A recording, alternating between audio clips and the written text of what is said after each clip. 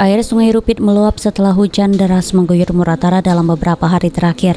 Dengan kondisi ini tentunya membahayakan keselamatan warga, khususnya bagi anak-anak yang bermain di bantaran sungai.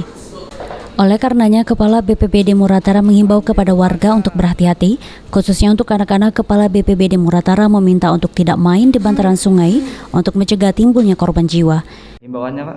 Himbauannya kita mengingatkan masyarakat untuk tidak anak-anak, orang yang tidak bisa berenang untuk bermain di bantaran sungai.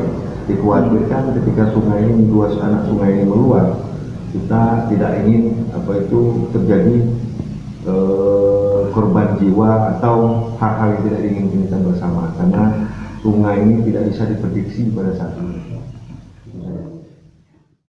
Hingga saat ini kondisi Sungai Rupit yang tidak dapat diprediksi karena musim hujan, sehingga bisa kapan saja air bisa meluap dengan cepat.